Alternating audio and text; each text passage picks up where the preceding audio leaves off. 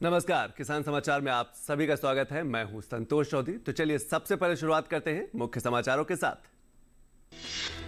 केंद्रीय पर्यावरण और वन मंत्री प्रकाश जावड़ेकर ने जलवायु परिवर्तन पर जताई चिंता। भारत के जलवायु परिवर्तन से प्रभावित होने के मद्देनजर जलवायु परिवर्तन के प्रभावों को रोकने के लिए और अधिक प्रभावी कदम उठाने का किया आह्वान।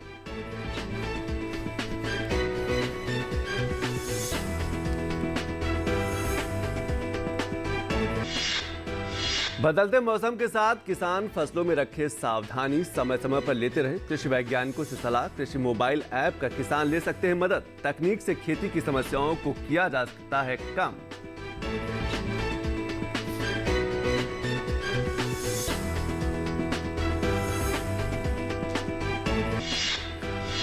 सब्जी वाली खेती के प्रति किसान रहे सतर्क। किसान अधिक से अधिक करें जैविक खाद का प्रयोग। बाजार में जैविक से उत्पादित भिंडी की बढ़ी है मांग। कई राज्यों के किसान कर रहे हैं जैविक भिंडी।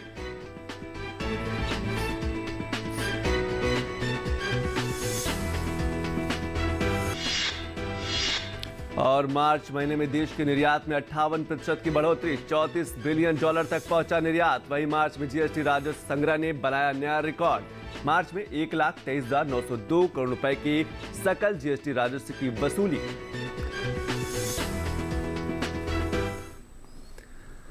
और अब खबरें विस्तार से। केंद्रीय पर्यावरण, वन एवं जलवायु परिवर्तन मंत्री प्रकाश जावड़ेकर ने SRCC बिजनेस कॉन्क्लेव 2021 में मुख्य वक्ता के तौर पर भारत में पर्यावरण शासन के विषय पर समारोह को संबोधित किया।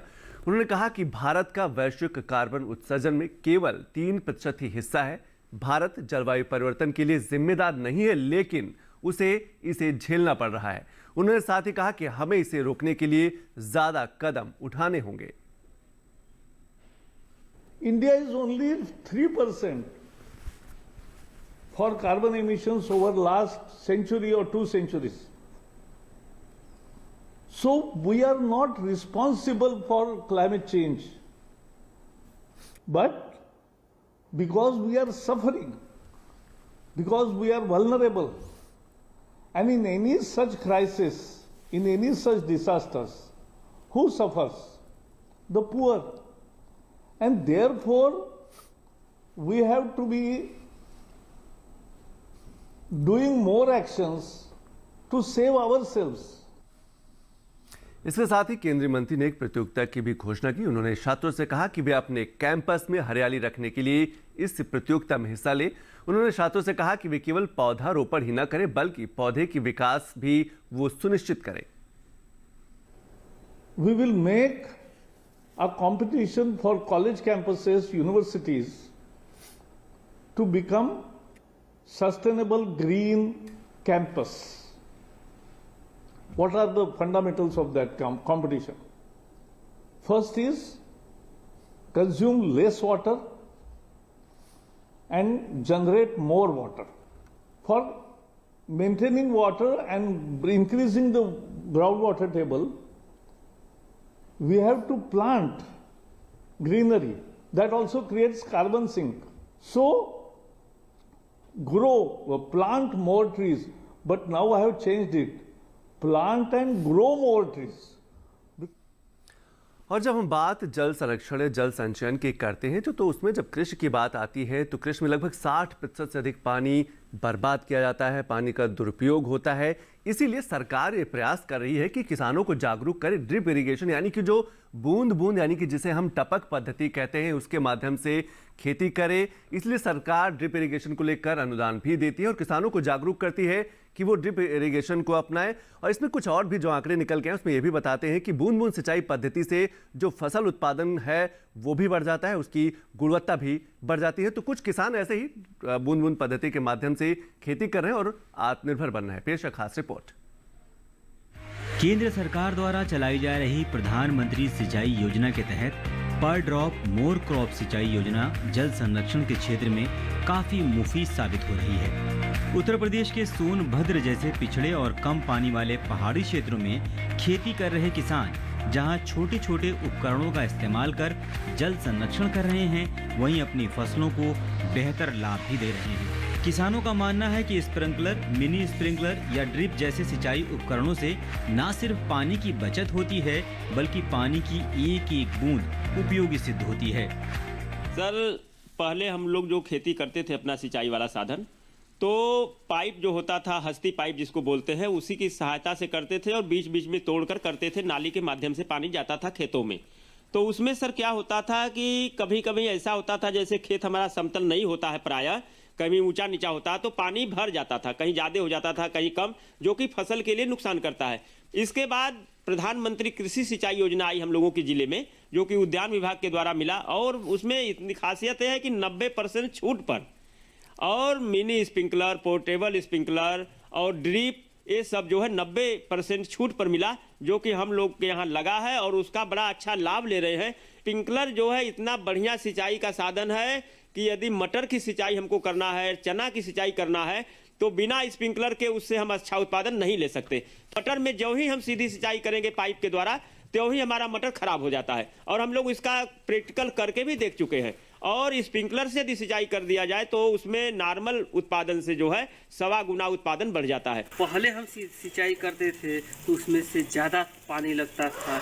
आज इससे हमको सिंचाई करने पर, मिनी स्प्रिंकलर से सिंचाई करने पर, दूध बूंद से सिंचाई करने से आज हमारा 50 से 60% पानी की बचत होती है।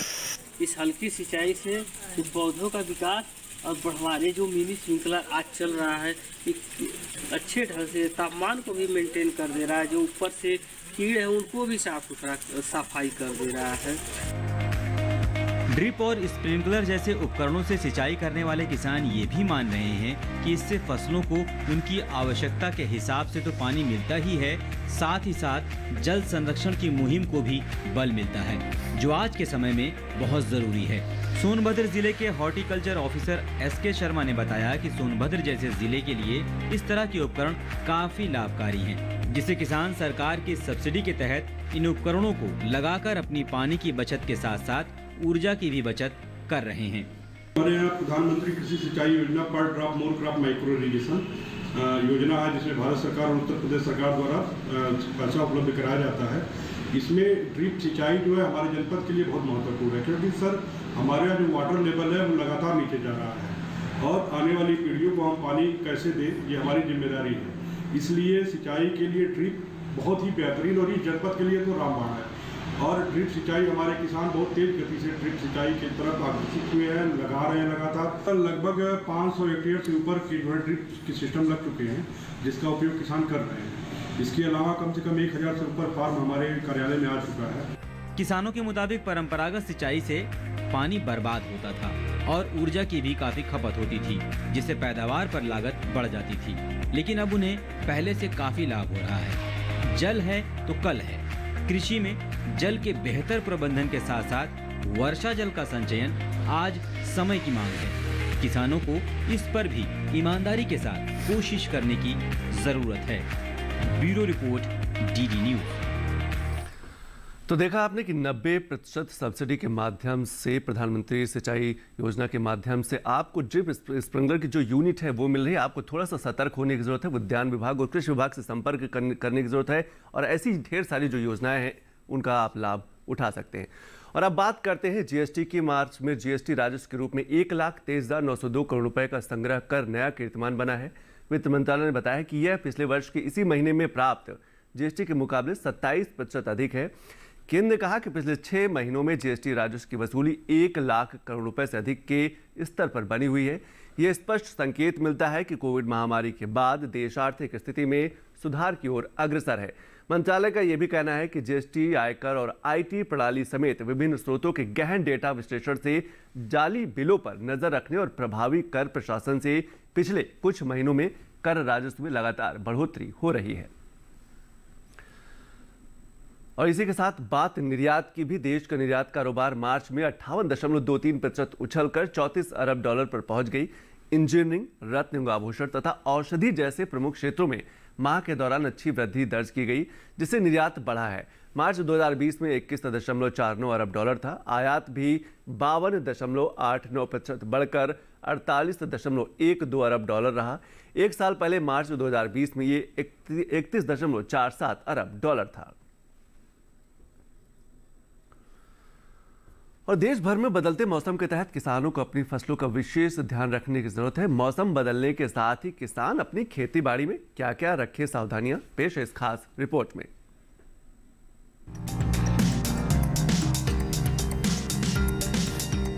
हिमाचल प्रदेश में टमाटर, मिर्च और शिमला मिर्च की पौध लगाने का काम करें।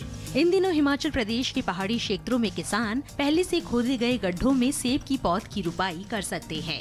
गौरतलब है कि सेब के पौधों की रुपाई दिसंबर से लेकर मार्च तक के महीने में की जा सकती है। ये समय सेब की रुपाई के लिए अंतिम समय है, इसलिए सही आकार के गड्ढों में सेब के पौधों की रुपाई करें और पौधे से पौधे के बीच उचित दूरी रखें। पौधों की रुपाई के समय ऑर्गेनिक खाद का इस्तेमाल करें। साथ में विशेषज्ञ की सलाह से फफूंदी नाशक दवा का भी छिड़काव करें।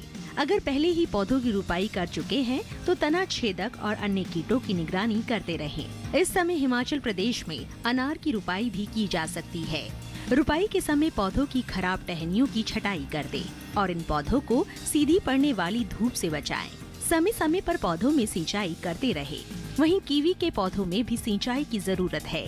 पौधों की जड़ों में नमी बनाए रखने के लिए मल्चिंग का काम करें। इसी तरह इस समय आम के बागों में भी खास ध्यान देने की जरूरत है, क्योंकि फूल आने की शुरुआत में कीट सबसे ज्यादा नुकसान पहुंचाते हैं।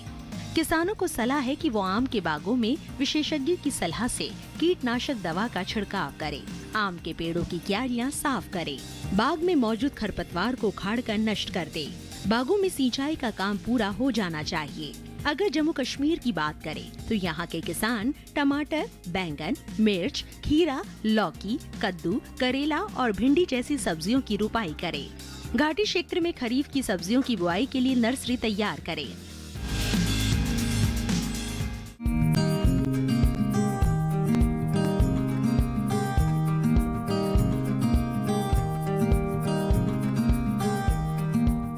बेबी कॉर्न मक्का की कोई किस्म नहीं है, बल्कि वो अवस्था है जब भुट्टे में दाने बनने वाले हो या बनने शुरू हुए हों।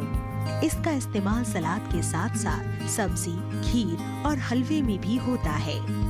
बाजार में बेबी कॉर्न की काफी मांग है। ये अमेरिका, यूरोप और दक्षिण एशिया में काफी मशहूर है। अब भारत के शहरी इलाकों में भी इसकी लोकप्रियता तेजी से बढ़ रही है। यही वजह है कि भारत में इसकी खेती मुख्य रूप से शहरों से सटे इलाकों में होती है। ये काफी पोषक है और शायद यही बढ़ती हुई मांग की वजह है। इसके खेत की तैयारी आम मक्का की तरह ही होती है और इसे दो तरह से उगाया जाता है। आदर्श अवस्था में 1 हेक्टेयर में 58,000 पौधे लगाए जाते हैं। इस पद्धति में स्वीट और बेबी कॉर्न दोनों ही प्राप्त होते हैं। दूसरी पद्धति में 1 हेक्टेयर जमीन पर पौधों की संख्या 2.25 लाख के करीब होती है। इसमें तमाम भुट्टे बेबी कॉर्न के रूप में इस्तेमाल किए जाते हैं। बेबी कॉर्न के लिए 1 हेक्टेयर जमीन पर 20 से 25 किलोग्राम बीज की जरूरत होती है। 1 हेक्टेयर के लिए 1.5 से 2 क्विंटल नाइट्रोजन 3 बार में डालना होता है। इसकी फसल अमूमन 50 से 60 दिन में तैयार हो जाती है। तुड़ाई पर खास ध्यान देने की जरूरत है, क्योंकि भुट्टा बहुत तेजी से बढ़ता है, इसलिए इसे जितना जल्दी हो सके बाजार भेज देना चाहिए। सुबह का समय तुड़ाई के लिए उपयुक्त है। पौधों में बाल यानी झंडा निकलते ही तोड़ दें और 3 दिन में एक बार तुड़ाई कर लेनी चाहिए। इस तरह एक फसल के लिए औसतन 7 से 8 तुड़ाई पर्याप्त होती है। 1 हेक्टेयर में 15 से 19 क्विंटल तक बेबी कॉर्न हो सकते हैं। भुट्टे तोड़ने के बाद पौधों को हरे चारे के रूप में इस्तेमाल किया जा सकता है या इसे बेचकर अतिरिक्त आमदनी प्राप्त की जा सकती है। 1 हेक्टेयर से किसान को 250 से 400 क्विंटल तक हरा चारा मिल सकता है। दिल्ली के आसपास के इलाकों में किसानों ने बेबी कॉर्न प्रसंस्करण के संयंत्र भी लगाए हैं। प्रसंस्करण के बाद बेबी कॉर्न के दाम भी अच्छे मिलते हैं और इसे लंबे समय तक भंडार करके रखा भी जा सकता है। और अब बात करते हैं आत्मनिर्भर महिलाओं की। कुछ महिलाओं ने स्वयं सहायता समूह बनाया और मशरूम की खेती की शुरुआत की। पहले कुछ परेशानियां थी, लेकिन धीरे धीरे मशरूम की खेती करके वो आत्मनिर्भर बनी और आर्थिक रूप से संपन्न भी हुई है। पेश है खास रिपोर्ट। उत्तर प्रदेश के हापुड़ जनपद में स्वयं सहायता समूह की महिलाएं मशरूम की खेती कर रही हैं। इसके साथ ही महिलाएं आत्मनिर्भर बनकर अपनी आय को दोगुना कर रही हैं। स्वयं सहायता समूह की 105 महिलाओं को कृषि विशेषज्ञों द्वारा मशरूम की खेती के बारे में जानकारी दी गई, जिसके बाद जनपद में मशरूम की खेती का आगाज हापुड़, धौलाना और सिभावली ब्लॉक में हुआ। राष्ट्रीय ग्रामीण आजीविका मिशन इन महिलाओं का सहयोग कर रहा है। हम ग्रामीण राष्ट्रीय मिशन आजीविका मिशन से अंतर्गत कार्य करते हैं। हमारा अभी समूह जुलाई से खुला है। उसके अंतर्गत हमें सरकार ब्लॉक द्वारा 15,000 रुपये मिले, जिससे हमने दूध का काम किया। पर अब जो इस महीने हमें 1,10,000 रुपये आए हैं, जिससे हम मशरूम की खेती में लगा रहे हैं। इससे हमारी समूह की दीदियों को आपस में व्यापार मिलेगा और अपने जो समूह में जो अपने रोजगार है, रोजगार के जरिए वे अपनी आजीविका बढ़ाएंगी, जिससे कि वे स्वयं अपने आप पर निर्भर हो सकें। जिले में मशरूम की खेती की शुरुआत करने के लिए सबसे पहले हापुड़ ब्लॉक के गांव रघुनाथपुर को प्रयोग के तौर पर चुना गया। ब्लॉक क्षेत्र के स्वयं सहायता समूह की 35 महिलाएं मशरूम की खेती से जुड़ी हैं। पिछले दिनों इन महिलाओं को कृषि विशेषज्ञों द्वारा प्रशिक्षण भी दिया जा चुका है, जिसमें कृषि और उद्यान विशेषज्ञों ने महिलाओं को मशरूम की खेती के गुर और तकनीक बताई। पहले हमें 15,000 का लोन मिला था, तो हमने दूध का काम किया। फिर हमें रोजगार बढ़ाने के लिए सरकार ने 1 लाख रुपया दिया। उससे हमने मक्खन का काम करा। अब हमने मशरूम के उत्पादन के लिए काम करा है। मशरूम के उत्पादन के लिए खेती कर रहे हैं हम। अब हमें उसके लिए सरकार ने एक FPO बनाया है, उसके लिए हमें पैसा मिला है। हम और रोजगार अपना बढ़ाना चाहते हैं। सभी दीदी हमसे जुड़ना चाहती हैं। उत्तर प्रदेश राज्य ग्रामीण आजीविका मिशन द्वारा संचालित मशरूम प्रशिक्षण कार्यक्रम में स्वयं सहायता समूह की महिलाओं को मशरूम उत्पादन के बारे में बताया गया। उन्हें मृदा पोषक तत्व प्रबंधन के बारे में भी समझाया गया। पहले चरण में हापुड़, उसके बाद धौलाना और सिंभावली की महिलाओं का FPO तैयार कराकर कंपनी का पंजीकरण कराया जाएगा। इसकी खेती से महिलाएं न सिर्फ आर्थिक रूप से मजबूत होंगी, बल्कि वो आत्मनिर्भर होकर घर के खर्च में सहयोग कर सकेंगी। Bureau report, DD news. और एक बार फिर बात करते हैं GST की। मार्च में GST राजस्व के रूप में 1,23,902 करोड़ रुपए का संग्रह कर नया कीर्तिमान बनाया। वित्त मंत्रालय ने बताया कि यह पिछले वर्ष के इसी महीने में प्राप्त GST के मुकाबले 27% अधिक है। केंद्र ने कहा है कि पिछले 6 महीनों में GST राजस्व की वसूली 1 लाख करोड़ रुपए से अधिक के स्तर पर बनी हुई है। ये स्पष्ट संकेत मिलता है कि कोविड महामारी के बाद देश आर्थिक स्थिति में सुधार की ओर अग्रसर है। मंत्रालय ने ये भी कहना है कि GST, आयकर और IT प्रणाली समेत विभिन्न स्रोतों के गहन डेटा विश्लेषण से जाली बिलों पर नजर रखने और प्रभावी कर प्रशासन से पिछले कुछ महीनों में कर राजस्व में लगातार बढ़ोतरी हो रही है। केंद्रीय मंत्री अनुराग ठाकुर ने GST संग्रह में बढ़ोतरी का श्रेय मोदी सरकार को दिया है। मोदी जी के नेतृत्व में भारत सरकार ने जो आपदा के समय भी अवसर ढूंढने का काम किया, एक तरफ रिफॉर्म्स लाए, दूसरी तरफ व्यापारियों को मदद करने का काम किया, आम आदमी की सहायता की, अन्न और धन की कमी नहीं छोड़ी, व्यापार चलते रहे, इसके लिए ECLGS स्कीम के माध्यम से 3 लाख करोड़ रुपया भी दिया। अलग अलग योजनाओं के माध्यम से 29 लाख करोड़ रुपये का पैकेज लेकर आए। उसका लाभ ये देखने को मिला कि पिछले साल अक्टूबर, नवंबर, दिसंबर तीनों महीनों में 1 लाख से ज़्यादा की GST कलेक्शन हुई। इस साल के जनवरी में 1,20,000 करोड़ के लगभग हुई, तो मार्च में 1,23,900 करोड़ से ज़्यादा की कलेक्शन होना अपने आप में दिखाता है कि भारतीय अर्थव्यवस्था पटरी पर आ रही है, तेजी के साथ रिकवरी हो रही है। और अब बात करते हैं अनाज मंडियों की। देश भर में सरकार द्वारा MSP पर यानी कि समर्थन मूल्य पर किसानों से खरीद जारी है। अब ये देखते हैं कि देश भर की मंडियों का क्या रहा भाव। सरकार के गोदामों में इस साल पुराने गेहूं का स्टॉक पिछले साल के मुकाबले अधिक है और जल्द ही मंडियों में नए सीजन के गेहूं की आवक बढ़ जाएगी। यानी गेहूं की सप्लाई पर्याप्त रहने की संभावना है, जिसका भाव कृषि उपज मंडियों में गेहूं के भाव पर पड़ सकता है। फिलहाल मंडियों में गेहूं का भाव इस तरह से है। एगमार्क नेट के अनुसार शुक्रवार को मध्य प्रदेश की खातेगांव मंडी में भाव 1820 रुपए दर्ज किया गया, जो गुरुवार को 1870 रुपए था। राजस्थान की कोटा मंडी में शुक्रवार को भाव 1830 रुपए रहा, जो गुरुवार को 1800 रुपए था। और उत्तर प्रदेश के अलीगढ़ मंडी में शुक्रवार को भाव गुरुवार के स्तर 1700 रुपए प्रति क्विंटल पर रहा। सरकारी गोदामों में पुराने गेहूं के स्टॉक की बात करें तो इस साल स्टॉक पिछले साल के मुकाबले लगभग 20 लाख टन अधिक है। भारतीय खाद्य निगम के अनुसार 1 मार्च तक सरकारी गोदामों में कुल 295.41 लाख टन गेहूं का स्टॉक दर्ज किया गया है, जबकि पिछले साल इस दौरान 275.21 लाख टन गेहूं का स्टॉक पड़ा हुआ था। नए सीजन में पैदा हुए गेहूं की मंडियों में आवक बढ़ना शुरू होने वाली है। नए सीजन में पैदा हुए गेहूं की मंडियों में आवक बढ़ना शुरू होने वाली है और 1 अप्रैल से देश भर में नए गेहूं की सरकारी एजेंसियां खरीद भी शुरू करने जा रही हैं। ऐसी स्थिति में सरकारी गोदामों में तो स्टॉक बढ़ेगा ही, साथ ही खुले बाजार में भी सप्लाई पर्याप्त होने की संभावना है। इसका भी असर गेहूं के भाव पर पड़ सकता है। विदेशों में भारतीय सरसों खल की मांग में बढ़ोतरी देखने को मिल रही है, जिस वजह से इस साल सरसों खल निर्यात में उछाल आया है। सरसों खल निर्यात बढ़ने का असर सरसों के भाव पर पड़ सकता है। फिलहाल कृषि उपज मंडियों में सरसों का भाव इस तरह से है। एगमार्क नेट के मुताबिक शुक्रवार को राजस्थान की गंगापुर सिटी मंडी में भाव 5293 रुपए रहा, जो गुरुवार को 5238 रुपए था। लालसोट मंडी में शुक्रवार को भाव 5235 रुपए दर्ज किया गया, जो गुरुवार को 5300 रुपए था।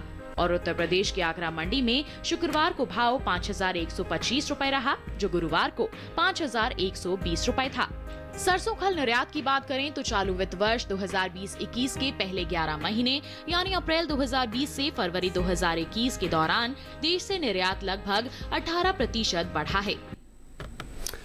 और अब बात दांडी यात्रा की। छपरा भाठा में रात्रि विश्राम के बाद 2 अप्रैल 1930 की सुबह महात्मा गांधी अपने साथियों के साथ डिंडोली की तरफ निकल पड़े थे। उसी पथ पर दांडी यात्रा के लिए पदयात्री भी निकले, जहां उन्हें गोवा के मुख्यमंत्री प्रमोद सावंत का साथ मिला, जो पदयात्रियों के साथ करीब 8 किलोमीटर तक पैदल चले।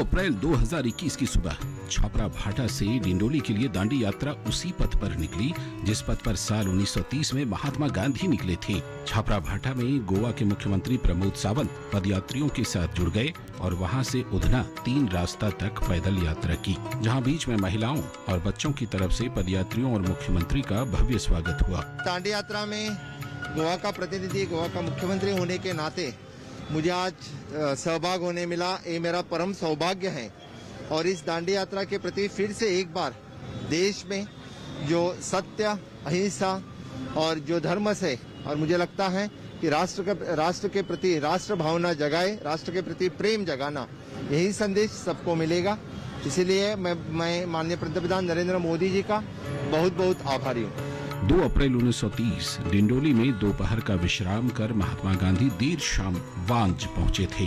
वांज में महात्मा गांधी के अफ्रीका से लौटने के बाद के कई साथी इस गांव के थे, इसलिए यहां के आगमन पर महात्मा गांधी काफी प्रसन्न दिखे। स्थानीय निवासी कल्याण जी भाई, कुंवर जी भाई और मिथुन बेन ने शाम को मशाल लैंप जलाकर गांधी जी का स्वागत किया था। पूर्वजों के कहने के अनुसार गांधी जी ने पहला सत्याग्रह किया था, ये नमक का उल्लंघन करने का, कि उसके आधार से अंग्रेजों की सरकार कमजोर बने। तब आए थे यहाँ सभा की थी, स्वतंत्र सेना भी आए थे, बहुत सारा प्रवचन किया, हरिजन लोग से भी बात की थी और सबको एकता का संदेश दिया था। वांज में महात्मा गांधी से जुड़ी तमाम यादें दर्ज हैं। यहाँ गांधी जी ने लोगों को संबोधित भी किया था और राष्ट्र की ताकत बढ़ाने के लिए एकजुटता दिखाने की बात कही थी। 91 वर्षीय बाबू देसाई उन दिनों को खूब याद कर रहे हैं। दांडी यात्रा भी महात्मा गांधी के बताए हुए मार्ग पर आगे बढ़ते हुए वांज तक पहुंची है।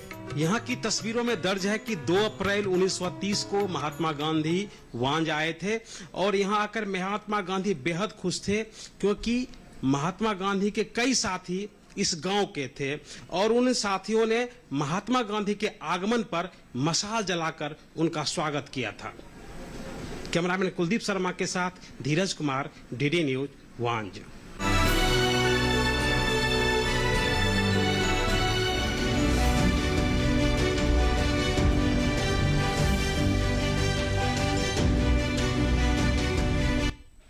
तो अमृत महोत्सव के इसी दांडी यात्रा के साथ किसान समाचार में आज बस इतना ही। नमस्कार।